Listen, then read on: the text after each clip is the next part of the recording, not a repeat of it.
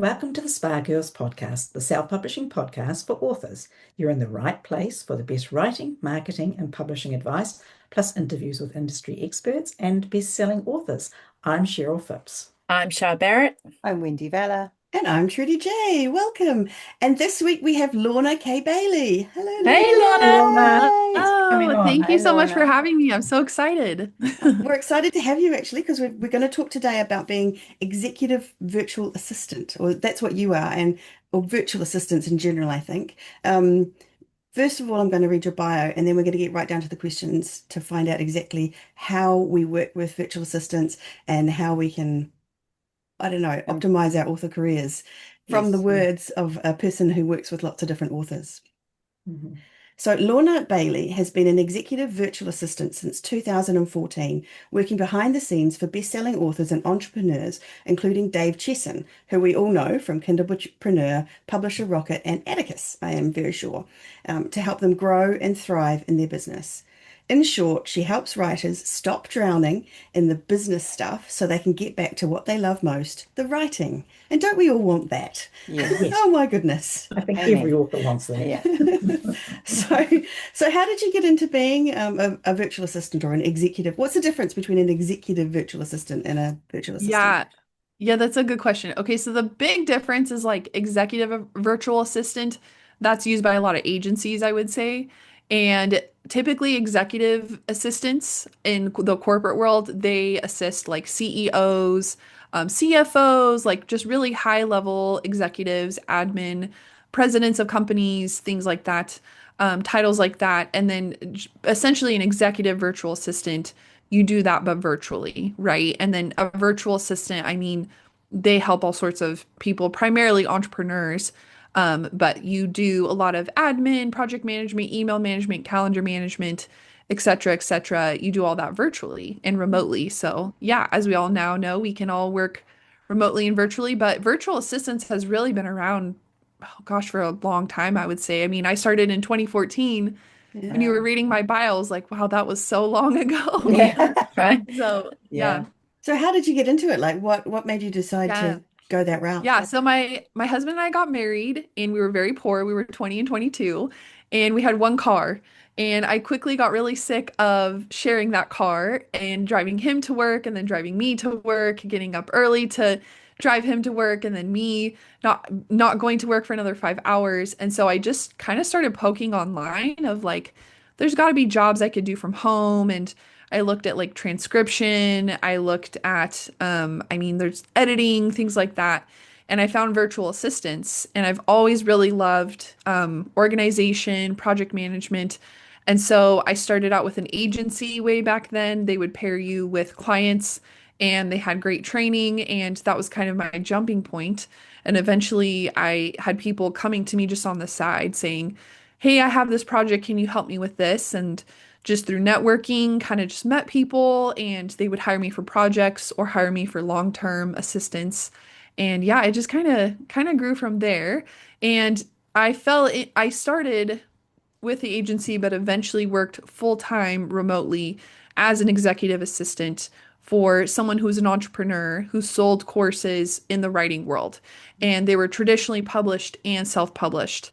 And that was a really great experience for me because I got to see both sides of the publishing world. And at that time, self-publishing was really starting to take off. I mean, it was like the Wild West days of Create Space, and you could throw something on Create Space and rank super well. And I mean, there were single moms that were like replacing their day jobs. And I mean, it was just way different back then, right? We didn't have Yeah. nearly all the tools we had now. And so I was like, whoa, this is really cool that people can do this. And so my husband also is a writer and he was really starting to get into self-publishing. Yeah. And I would tell him about the things I was learning and seeing. And so he kind of fell into it with me also. And yeah, I've loved books ever since I was a kid. I love to read. I tell people I'm on the other side of things. Like I love consuming books and I love reading books. I always have. And so I think about like 11-year-old me. I think she'd think what I do is really cool, getting to help all Yeah. these authors and being Mm. in the publishing world. And yeah, it's just kind of evolved from there. So Yeah, that's very That's Awesome cool. I awesome. story. love it. Yeah. That's awesome. So Yeah. if someone is out there looking for a virtual assistant who's an author, like what's the best way to go about it? Where do they start? Like aside from obviously going straight Yeah. to you and hiring you, like where do we like how do they figure it out? Yeah. So, the first thing I tell folks is to write down all the things you're doing in your business that you specifically are doing, right? So you're probably doing social media, actually writing books. Are you doing the cover design? Are you doing the editing? Are you doing the formatting? Are you doing the A plus content for your Amazon page? Are you running the ads, right? Like it's so much. So write down all the things you're actively doing in your business to keep all the wheels spinning and look at the things you enjoy doing. So if you legitimately enjoy like posting on TikTok, you don't necessarily need to outsource that, right? Especially like wherever you're at in your author business.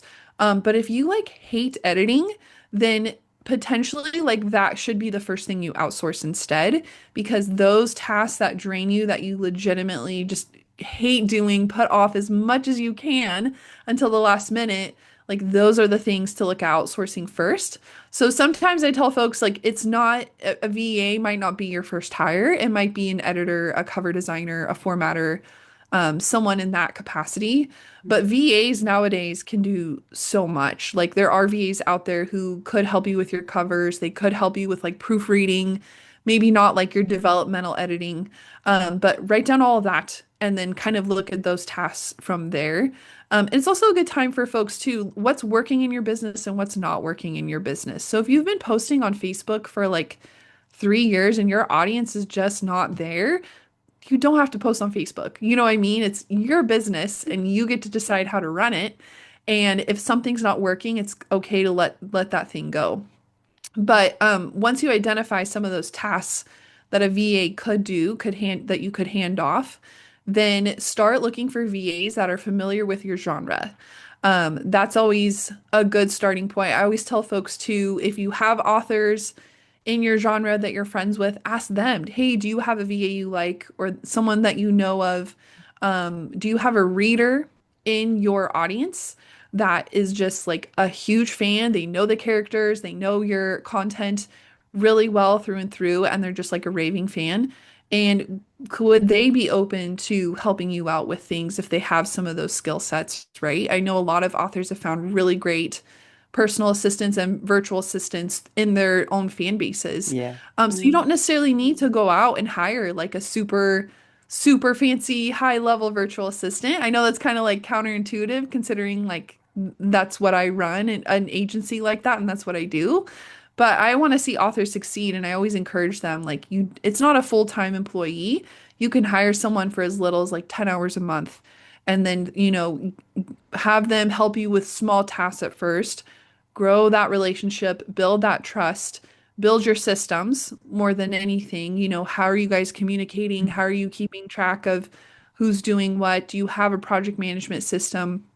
And then from there, you can increase their hours, begin to outsource other tasks as you can afford it, and just kind of blossom from there. So that's kind of the approach I always encourage folks to take is like look at what you hate doing first, because that is, I know we always talk about time management. I'm really big on energy management, right? Mhm. So even like some of the big executives I've worked with in the past, the first thing I do is triage their calendar. And I'm like, what do we need to get off your calendar? And what is draining for you? And some executives love meetings. Like they're just the weirdos that, Yep, they yep. love meetings. They love talking to people. They love talking big ideas. They like making big things happen. It's like, okay, they're okay with having 2, 3 hours a day of meetings. Other execs hate meetings at all costs, want to avoid them. So it's like, okay, let's have all your meetings on one day of the week, right? Like that's the amazing thing about running your own business and having that flexibility and that autonomy is you can create your schedule, your tasks, your projects based on how your energy flows best too, right? So Mm. I'm very big on looking at that as well. Like what tasks really take up a lot of your bandwidth and energy that shouldn't, because maybe they're not your strong suit or you just genuinely don't enjoy them. And I would say start with that because you want to spend your energy on writing, right? Like that's why you got into this is to write books, create worlds, engage with fans, plan out your series, have fun with it. and you didn't get into this to want to throw your computer out the window because your Facebook ads aren't working, right? Yeah. Yeah, Really very good true. advice. I like that energy management over time management. I Yeah. think that's Mm. we Yeah. need that on a t-shirt. Yeah. It could be a I think it's Spargo's important t-shirt. too Mm. to think about the cost of things, to inquire when you're looking at a VA, what they would charge and what is Yeah. reasonable, because obviously in who you hire and who you hire out, they would command a higher cost than somebody that's just going to do a few Facebook posts or something like that, right?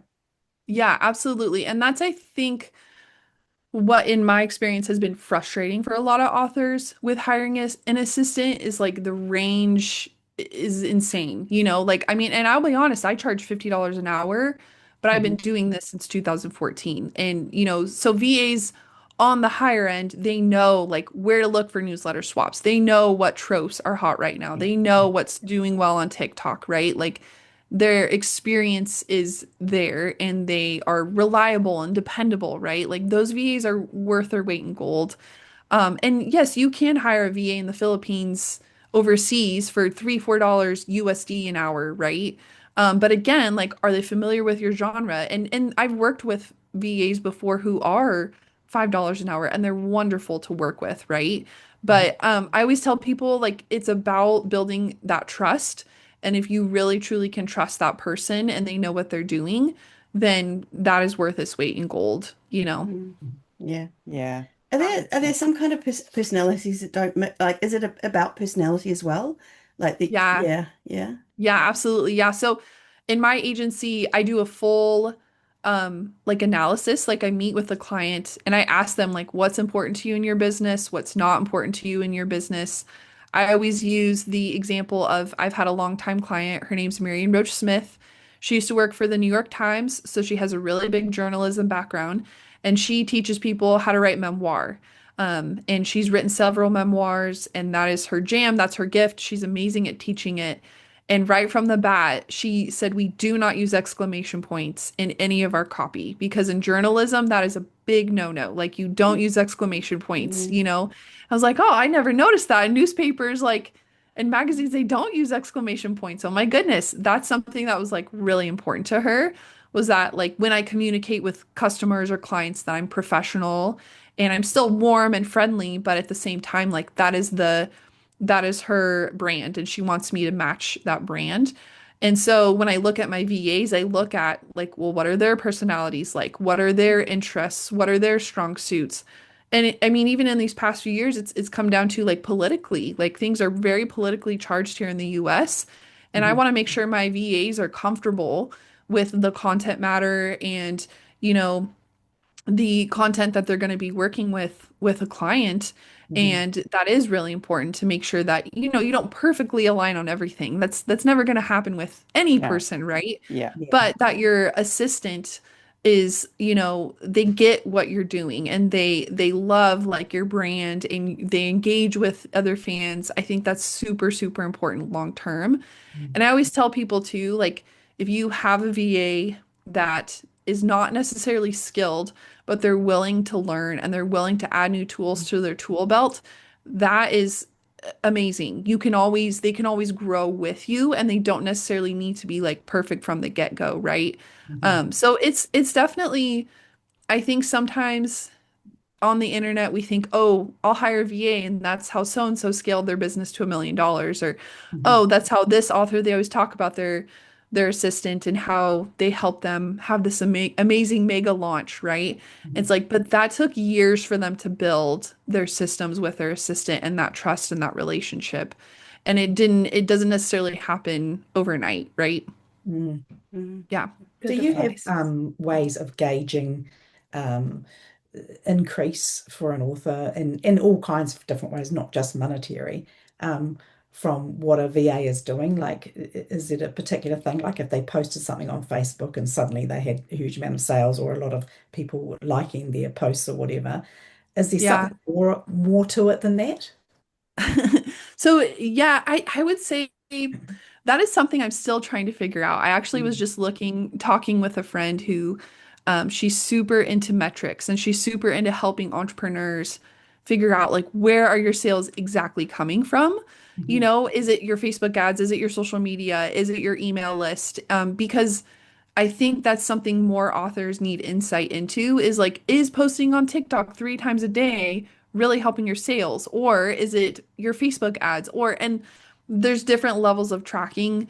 And I always encourage folks to, when you hire an assistant, sometimes you are thinking, is this a good return on my investment, right? Am I going to be getting that ROI?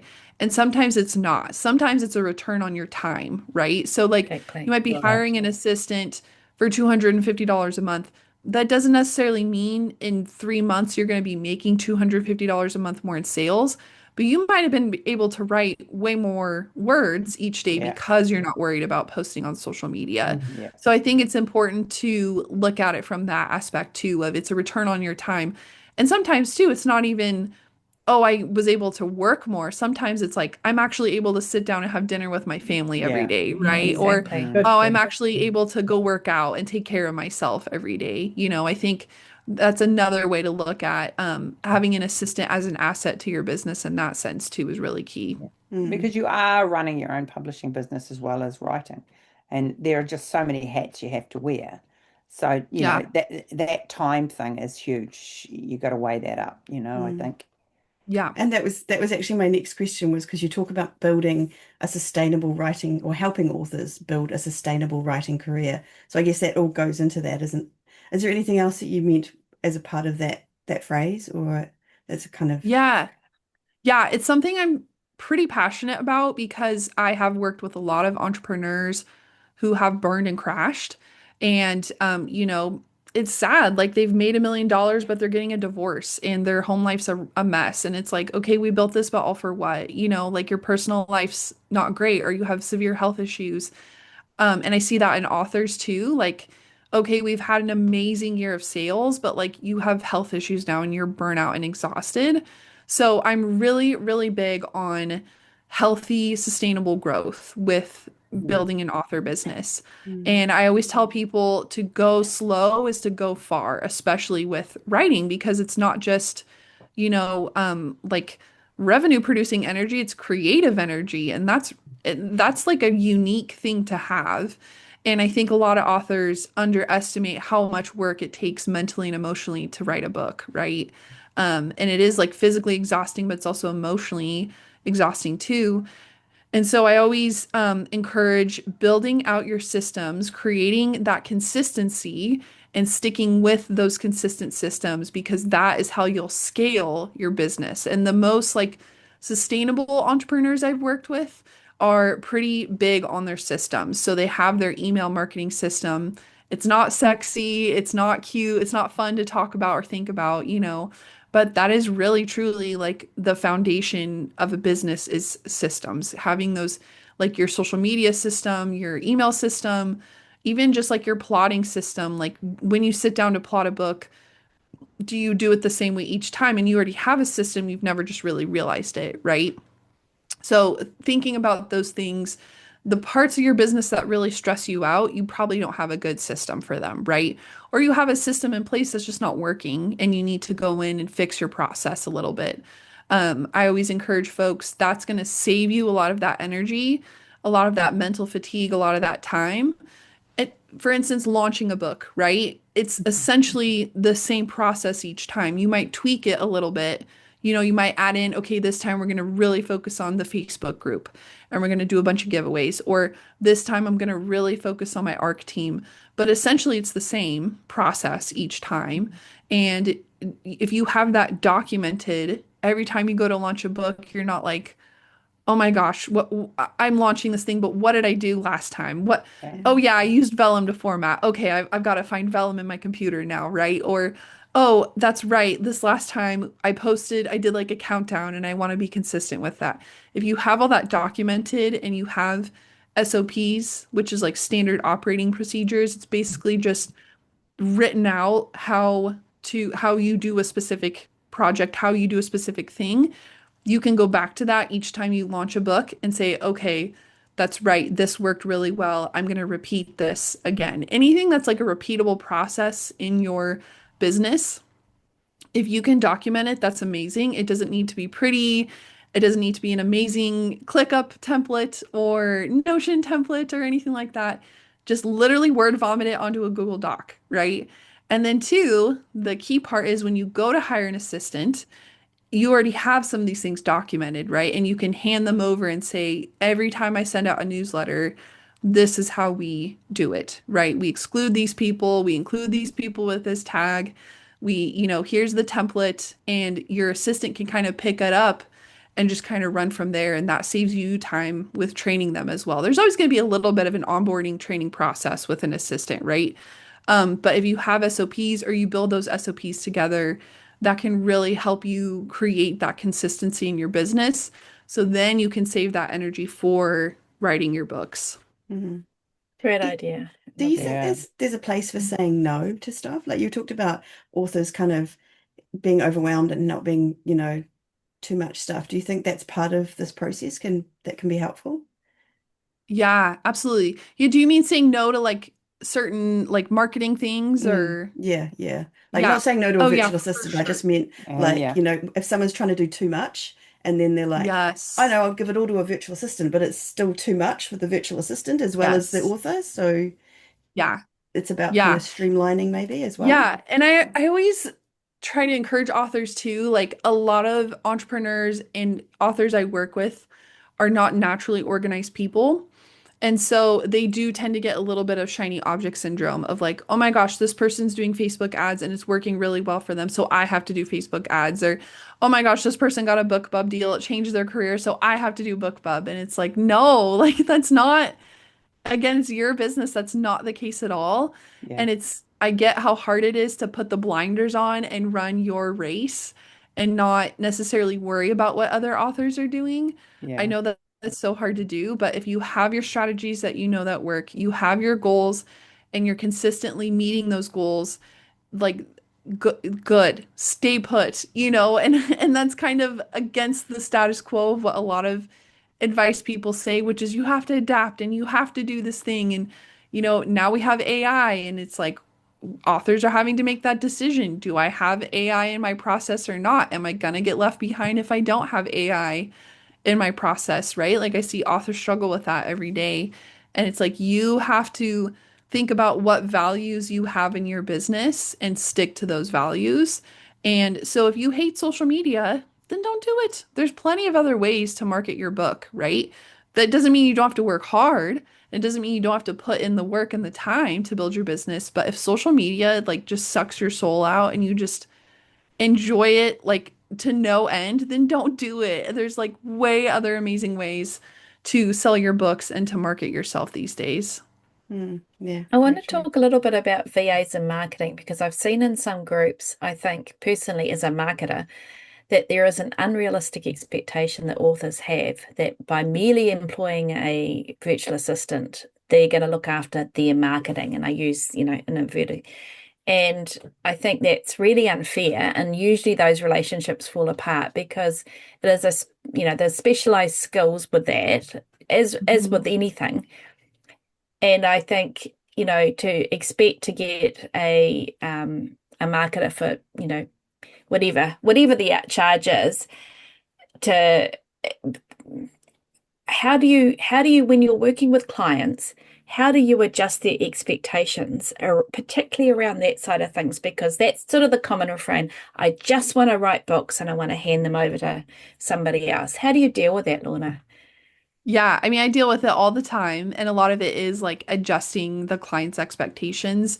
And oftentimes, too, when I meet with a prospective client, that is a big part of my process is interviewing like, are they a good fit for us?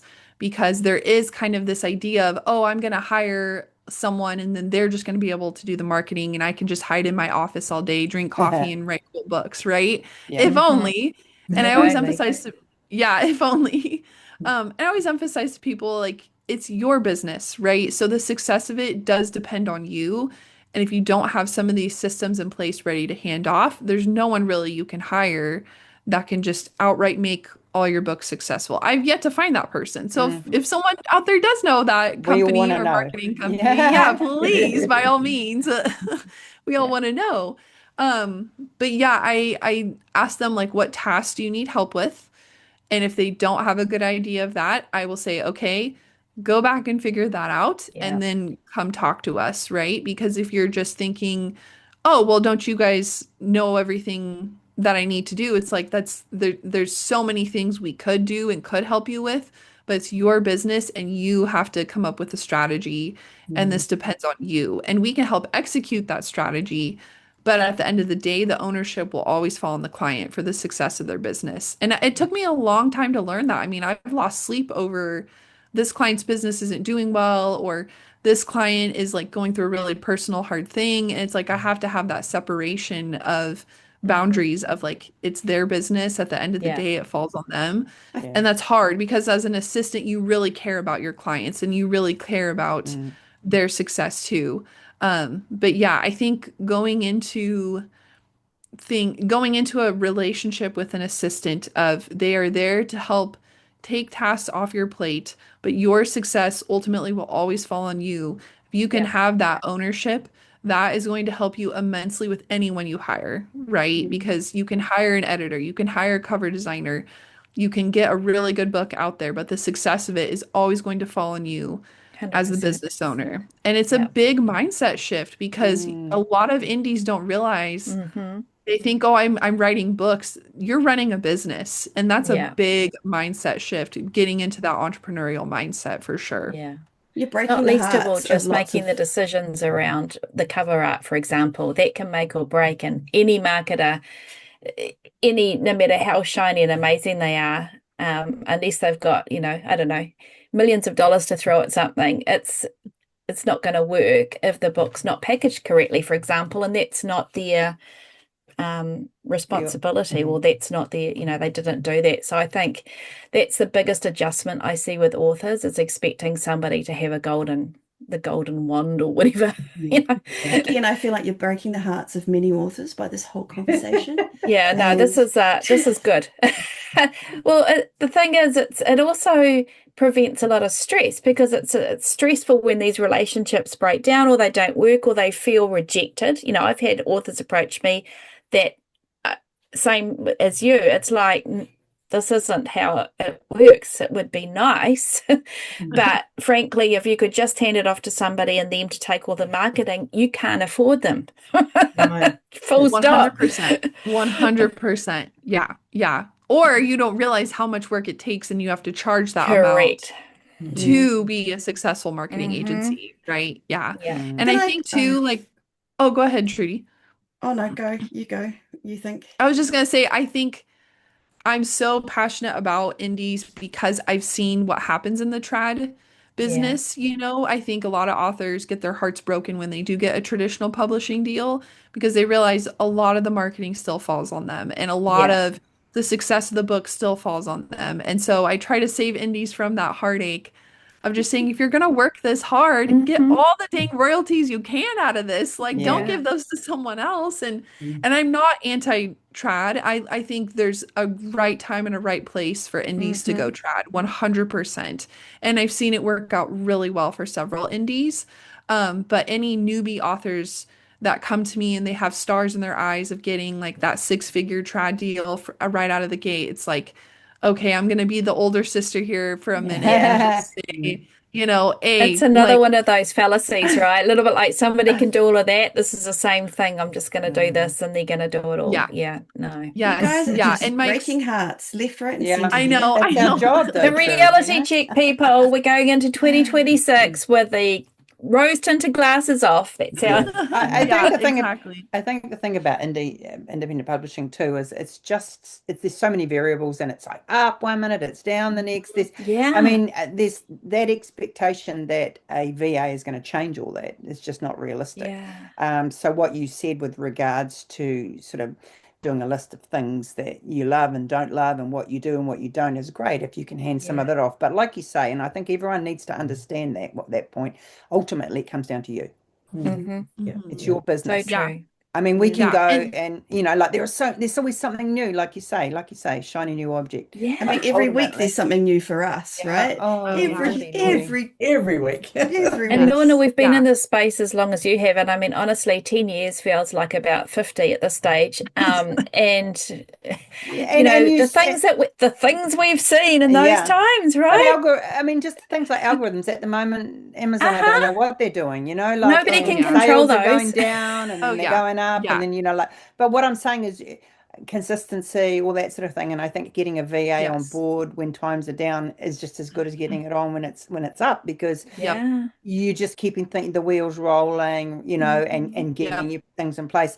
And yeah, it's a tough time. It is. It's great. Yeah. I love being an author, but it is a tough Yeah. time at the moment. Yeah. And I think that's why I am so passionate about indies though is I've seen the success indie authors can have. Like I've seen the KDP reports where it's like you hit seven figures this year off Mm. of four books. That's insane. Like that is Yeah. really cool. Or Yeah. I've been with authors when they've written that book that has changed their career Mhm. and they have the career of their dreams, right? It might look a little different. The way they got there might look a little different than they initially Mm. anticipated. Or and some of my like favorite stories are like the single moms who have three kids, they have a day job they hate, and they're like, forget it, I'm just gonna write books and Mm. see what happens, right? And they change their and their kids' lives. Like I get emotional talking Mhm. about it, thinking about it sometimes because it's like what an amazing opportunity this indie world is. Mhm. And it is so hard, but it is so dang cool what you can accomplish these Yeah. days as an indie if you stick with it and you stay consistent, you build your systems and you keep scaling and you just keep going because you just never know. Like you said, like who knew cozy fantasy would Yeah. be a thing even Mm. like 8 years ago? Yeah. Right. And that like Legends and Lattes would be the cozy fantasy book about an orc opening up a coffee shop, but it works. I loved that book, and I'm all about the cozy fantasy trend right now, right? Like you just don't know what's going to happen, and I Yeah. think when you have that entrepreneurial mindset and you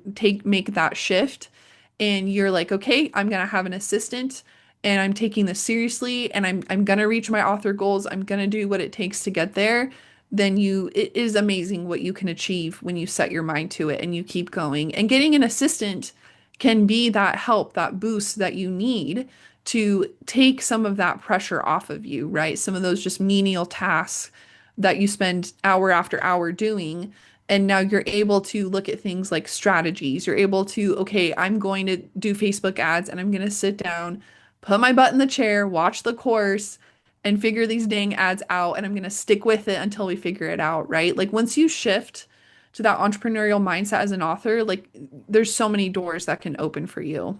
Mm. Mm. And I Yeah. think that's the key, isn't it? It's taking it seriously. And Mm. like at the beginning, you probably can't afford to hire an assistant, but I think it's something that you can, like you say, you can be writing down your processes so that when the time comes, it is just an easier handoff. It will be smoother than it could possibly be if you don't do that stuff, you know. Yeah, absolutely. And I always encourage authors to like you're learning a new skills, right? Mhm. Like Facebook ads is a skill. Learning email marketing, that is a skill. It's going to be hard, it's going to be uncomfortable, but 5 years from now, you'll be sending newsletters right and left and like you won't be thinking twice about it, right? And it just you kind of have to get used to that too, that discomfort of learning new things. I know how humbling it is. Mhm. I recently got back into riding horses a couple years ago and I was an adult amateur. And it was so good for me because I was like, wow, Yeah. this is how some of my clients feel after taking a riding lesson. I'd be like, this is how my clients feel learning new things. Like I'm trying to steer this giant horse and, Yeah. get Right. it do what I need it to Mm. do. And it was good for me to be like, this is where my clients are at. They're learning new things too. And I need to be patient with them sometimes, Yeah. and they need to be patient with themselves also. So Yeah. yeah. Do they So come do to you you? for Oh, advice? Like, do you suggest different courses that they might like to try because you've tried them yourself? Or, in the case of marketing with Facebook or something like that, do you offer advice on what they should do? Yeah, it depends on what they're specifically looking for. Like I do have courses and folks that I trust and that I know of, especially with things that can be big investments like Facebook ads. Mhm. I have lots of resources for things like that where it's like, I really liked this course. It's super practical. Or things like building an ARC team, like I have my own course of my own strategies that I've worked with that I sell to authors. If they need an editor, I'm like, hey, here's a good hub, an editing marketplace. Here's some editors I know of that edit in your genre that I trust and are reliable. So yeah, I went the 4.5 years I worked with Dave Chesson, watching him build Kindlepreneur and then Atticus and Publisher Rocket. I was able to see a ton and just brush up against a lot of self-publishing resources in that time.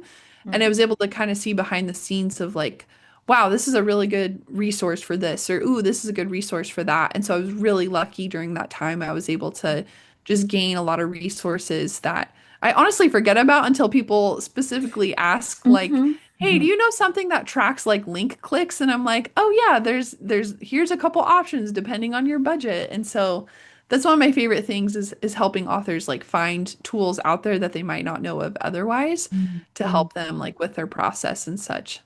Do you Talking of advise them tools, about oh, stuff? sorry. Like, do you kind of, an author comes to you and says, I think I want your help with this newsletter and I think I need to do this. And you go, well, actually, maybe you'd be better to start here. I mean, is that kind of the relationship, or are you just, okay, then I'll Yeah. do the newsletter?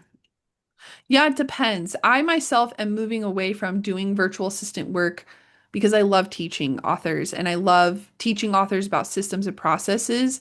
And I have a big heart for authors who are starting out that can't quite necessarily afford a VA yet. I found there's like a big gap a little bit in the market for that. And then I train my VAs as well. But if an author comes to me and they are convinced of needing a particular tool or a particular thing, I will always come back to, well, what is your end goal with this, right? And typically the end goal is to sell more books. And it's like, okay, well, for instance, like an author might be like, I need to be on TikTok. Okay, well, your end goals to sell more books. Are your readers on TikTok? Like, is your demographic of readers, are they even on there? Have we done some research into that first? And, sometimes they research and they say, no, my readers are retired, middle-aged men who read military thrillers. They're not really on TikTok, right? And so it's like, okay, well, where are they at? Okay, they're on Facebook. Amazing. We're gonna like, let's double down there. And so I try to guide, I mean, in the end, again, it's your business. You can do whatever you want with it, but I do try to guide them as best as I can with, just in my own experience, this has worked well, this has not worked well. And I always, always point authors back to like, where are your readers? Who are your readers? And that's something that amazes me sometimes with authors is they don't know who their readers are, or Mhm. they haven't sat down to really engage with them and send them emails, email back and forth with them and just kind of get to know them. Like, who are they? What do they do for work? Are they stay-at-home moms with kiddos? Are they, lawyers? And Mm. because you write legal thrillers, right? And they love to escape in those. And I mean, it's just that's the fun thing about books is there's something for everyone out there. But getting to know your readers and getting to know where they're hanging out at is like so, so, so key for any genre. Yeah, totally agree. Great advice. If somebody was wondering, okay, I want to work out my systems or I want to kind of get more organized, do you have some beginner tools that you prefer using? You mentioned Notion, which I love the idea of using Notion and I've tried it and it's just too complex for me. I'm a Trello girl, but do you have anything that you would suggest to people that are maybe starting out, sort of systemizing themselves a little bit before getting on Yeah, board? yeah. I built my course, the Indie Author Empire, for people who were really struggling with that. And it's Hmm. basically all my knowledge I have from working with successful authors and the systems they have in place put into one course. And I did that because I did a talk at 20 Books to 50K a couple years ago. Now it's Author Nation. And I specifically talked about systems, and I thought no one cares about this. Like, what authors are gonna want to hear about this? This is like such boring but essential stuff. And the talk went crazy and people loved it. And they're like, can you please do like a full course on this. Like, I want to learn this. And I had amazing feedback on it. And so I dumped all of that into my signature course. It's called the Indie Author Empire. And I kind of sat down and thought, if I were to guide an author through building their own empire as an author with their books and such, what would I tell them to do? And what systems would they need to have in place? And I kind of take you by the hand and walk you through step by step to do that. If you're not ready for a course, I do have a Notion template that I did build specifically for indie authors, that has checklists built into, it has a social media calendar built into it. And it has, I mean, I had so much fun building it out and geeking out with it. But I had a client, she writes mafia romance, and her and I use Notion, and I built out a pretty cool template for both of us to use to just kind of keep her on track, keep me on track, make sure nothing was falling through the cracks. And we had a couple of successful launches, and I thought, ooh, I'm going to take this. Other authors could use this, and I'm going to build a Notion template with this. So what's a Notion template? Is Notion like Trello chart? Is that I don't even know what Notion is. No, it's more of a database. Is it? I'll let Lorna explain. So I love the concept of Notion. It's not intuitively how I work, but I know for a fact that buying a template to start with is a whole lot easier than looking at the blank screen. Can you explain it from Notion for beginners, Lorna? Yeah, totally. So Notion, okay, the way I kind of think about it is like when you were in school, I don't know if you guys had this, but you had a big binder and you had a folder with every subject, right? So you had like your English tab and your math tab and your you know, history tab, right? And so I kind of look at Notion like that, where it's like a big binder, but you can have a tab for each part of your business. But the cool thing about Notion is you can have those tabs talk to each other, and you can have them interact with each other. And it's a really great tool for like if you do a lot of world building, right? And a lot of like character templates. So making sure like, you know, you might say your character has blue eyes in chapter 4, and then in chapter 16 you say they have brown eyes. Like if you have character templates built into your Notion world building database, then that can kind of help you stay on track. You can do calendars, you can do lists, you can do they have AI features now. You don't have to use the AI features, but you can sit down and say in there, hey, like, here's what my book's about, and you can use the AI to write a book description. Again, if AI is not part of your process, you don't have to use the AI features. I used it one time with an author who was super into AI, and I said, hey, I'm launching a book. Here's our pieces. Here's our current marketing assets that we have. Can you build out a marketing plan for me just to see what it did? And I was actually shocked. It actually did a really cool job building out a marketing plan for us with the current like marketing assets we had.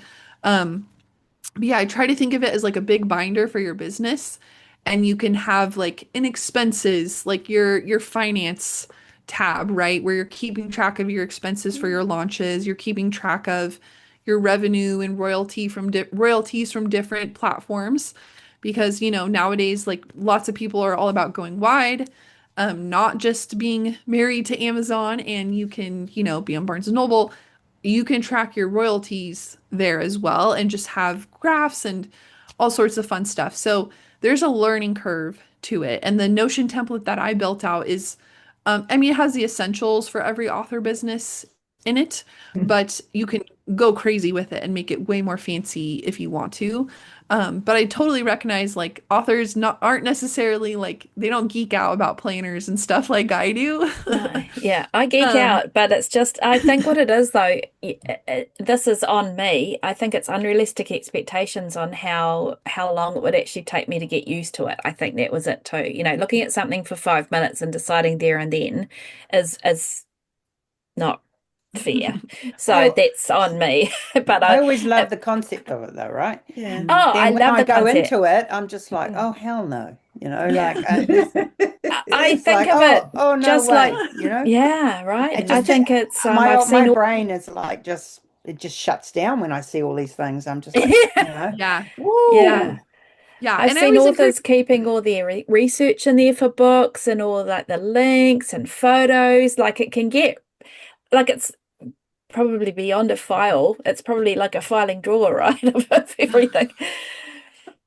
yeah, and I always encourage authors to like find the tool you like and keep using it. Like if you Mm. hate Trello, like forget it. You don't have Yeah. to use it.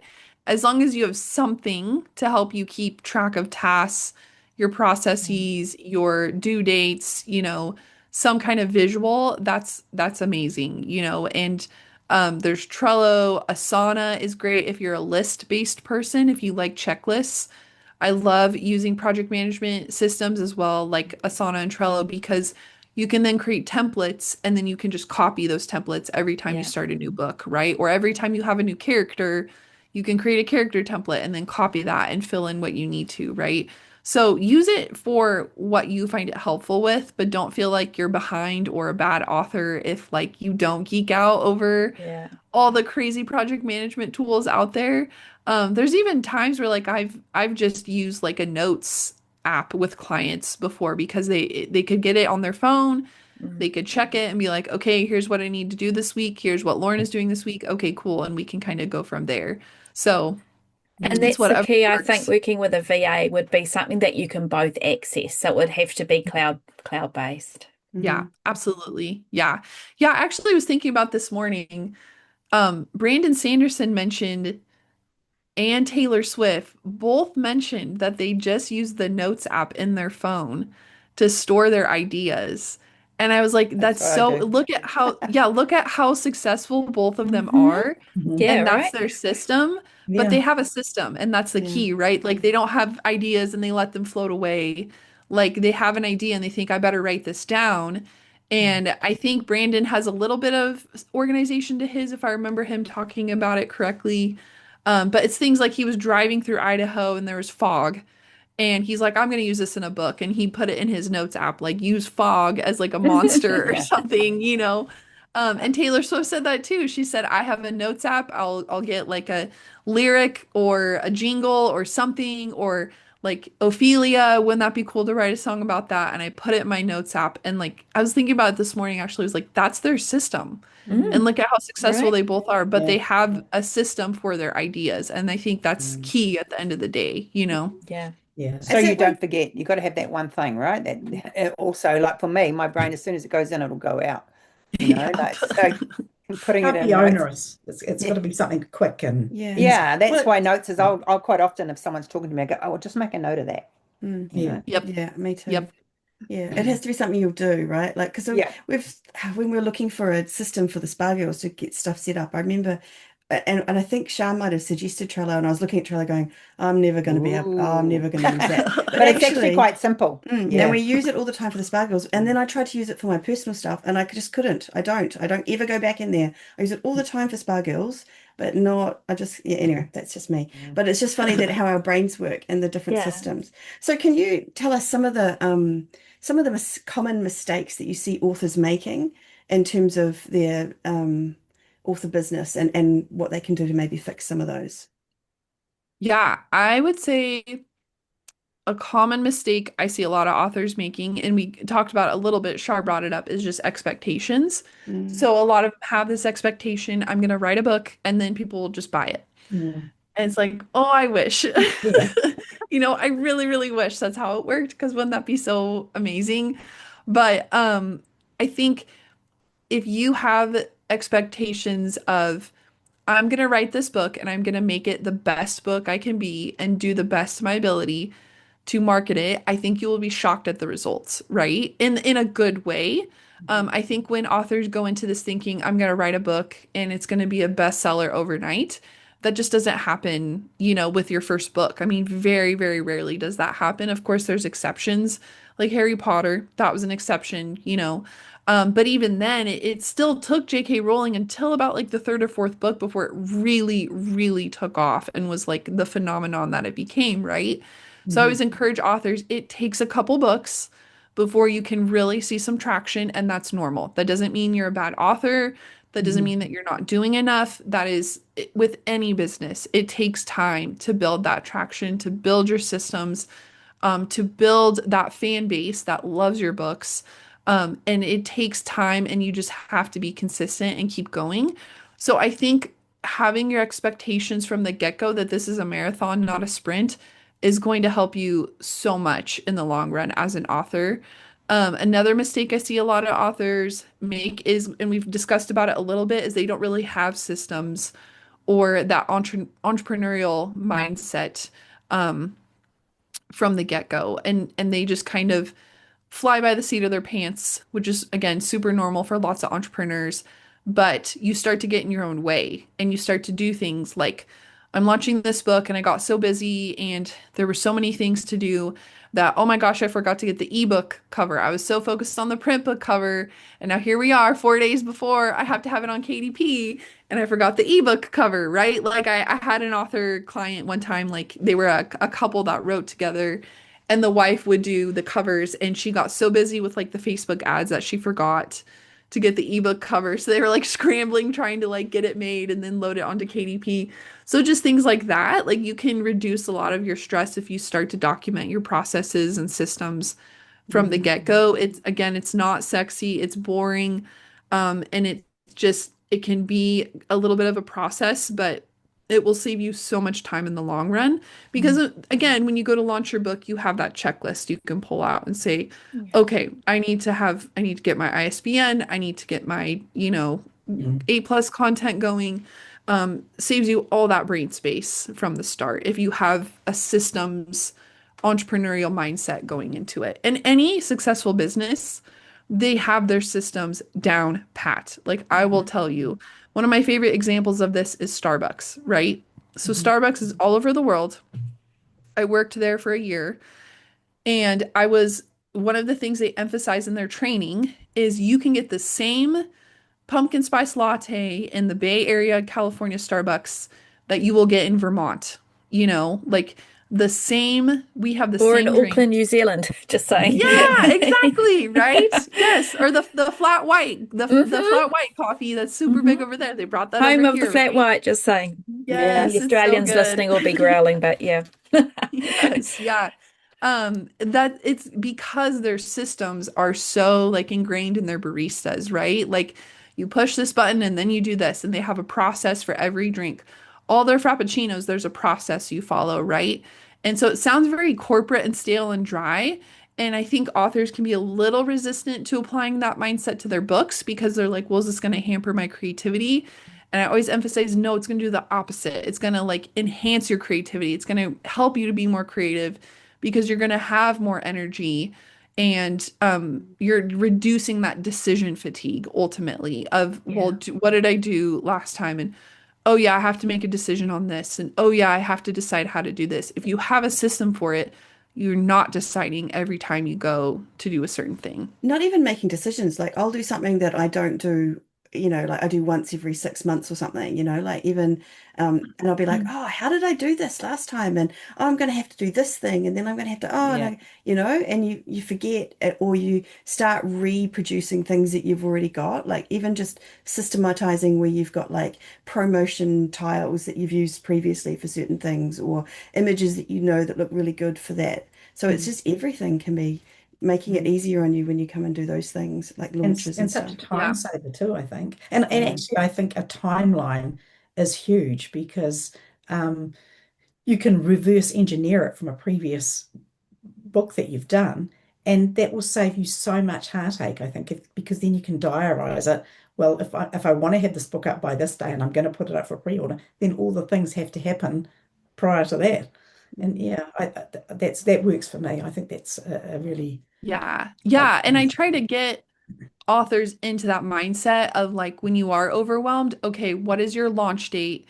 And now we're going to reverse engineer what do we need to have done by when from that and kind of create a little bit of a project Mhm. management mindset aspect to it of like, okay, that means I have to have my rough draft done in 3 months, and then my editor needs to have it by this time. And then when you start to look at it like that, it doesn't become so overwhelming anymore because you're like, okay, there's steps to it. And each day when you sit down at your desk, it's like you're able to look at that and say, what's the next step? Okay, what's the next step? I'm not worrying about Facebook ads yet, or, the ISBN quite yet. I'm worrying about editing, right? And hopefully we're not worrying. Hopefully we're, like Yeah. we get into that flow state of working, but that's what your focus is on because that's where you're at in that aspect of your business. And that can help you from that panic and that shiny object syndrome of, well, I could be doing more and I could be doing this and I need to be spending money on this and Yeah. should I buy that course? You can come back and be like, is this really helping my author goals and where I'm at in my process right now with this book? Or, maybe I've known authors too, they'll have a year they don't write any new books, but they go back and refresh old books Mhm. and their backlist and they start promoting that. And it's like, okay, cool, that's your focus for the year. And you can say to yourself, I'm not writing a new book right now. That's a next year thing. And you can kind of keep yourself focused and aligned with whatever your focus is then currently. So yeah. Awesome. Great advice. Great It's quite advice. hard to do, but it's great advice. Mm, But also making sure that you have booked in the editor and that you have your covers Yes. at least on the back burner, waiting for you to say, yeah, this is what I want. I think Yeah. I think they appreciate it too. The editors, cover Yes. designers, Yes. they don't Oh like yeah, last. especially those good editors because they will get booked up pretty quickly, mhm. when For they're very like sure. genre specific. Yeah, they'll Mhm. get booked out 6 months out. And so like the Mafia romance author Gabrielle Sands, when her and I were working together, her editor and her cover designer would get super booked up. And so it was good for her because it was like, all right, I'm locked into their calendars. I've Mm, got to get this draft done, Mhm. and I've got this launch date. And so she worked well with that urgency and that pressure. I know some authors don't. But some authors I know don't announce launch dates until the rough draft's at least done. So that way they're not rushed. So Yeah. okay, great. You have that self-awareness. That's a part of your process. We can build a calendar out based on having that like self-awareness of yourself. So, Yeah. yeah. Mm, And yeah. you can always build in buffers anyway, because you Yes. just don't know, especially if you've got young children or Oh elderly, my you gosh, just yes. don't know. We really do not know. Yeah.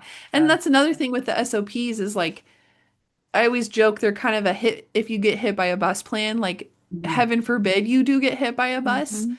But if this is your full-time income, your assistant or your family's kind of able to look at those SOPs, pick things up and keep things running. Like I use the example, I had appendicitis a couple years ago and I went from, oh, I need to go to the hospital because I have the flu and I just need some fluids to, oh my gosh, I'm getting my appendix taken out tomorrow morning. Mhm. And, I'm quickly messaging all my clients in the ER like, like I guess I'm gonna be out of the office for a week and I guess like I have appendicitis.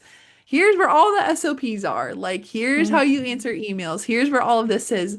And I mean, of course they had some panic, but they're like, okay, no, like, okay, we've got the SOPs. We'll be okay. We can keep things going. And it was such a lifesaver. And I was just so, so, so glad we had those in place because they were able to keep things going until I was able to heal and recover and come back. And so you might have instances too where your assistant gets sick.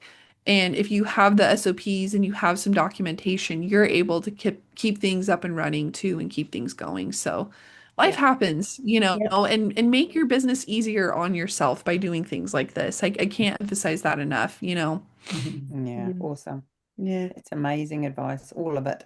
Mm. Yeah, that's fantastic. Okay, I feel like we're coming towards the end of the interview now, but I've just got one last question for you. Like, what if you had one thing that you would want authors to take away from our discussion today? What would that be? What is your one last piece of advice or Yeah, I would say not to be cheesy, but like your author dreams can come true. Like don't make things harder for yourself than they need to be and embrace that discomfort of things like if you're not naturally good at planning, you're not naturally good at systems, find the things that work for you, find the tools that work for you and stick with them because you really truly never know what can happen in your indie author career and you really truly never know like what incredible other authors you're going to meet, what can happen if you just stick with it and you keep going. So I try to really emphasize that to authors. Like I've seen some really incredible things happen in this industry, and I feel so lucky every day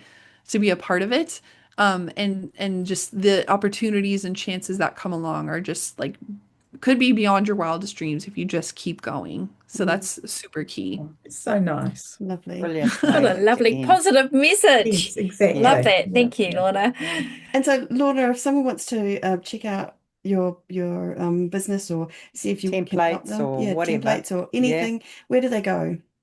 Yeah, so go to www.lornakbailey.com. There is a lovely lady in the UK whose name is Lorna Bailey, and believe it or not, she's a very famous cat and dog potter. So she makes like cat and dog pottery. Oh, So if you type in Lorna Bailey, she It pops pops you. up. Maybe someday we'll meet each other. Yeah. Yes, Brilliant. she has that corner of the internet. So my corner of the internet is Lorna K, K as in kindness, Lorna K Bailey. And yeah, www.lornakbailey. I've lots of free resources on there, free checklists for different genres of authors, social media ideas. I've got a free checklist on there for that. But yeah, you can jump into there and dig in. If you have any questions, please don't hesitate to reach out. I love chatting with authors. And if I don't have the right resource, I really try to point folks in the right direction. So, of resources I do know of. So, yeah.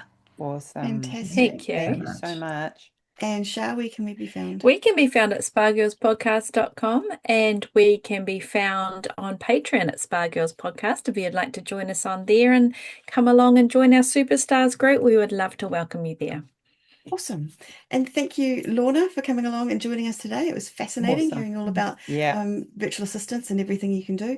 And thank you to our listeners for another episode of the Spa Girls podcast of joining us.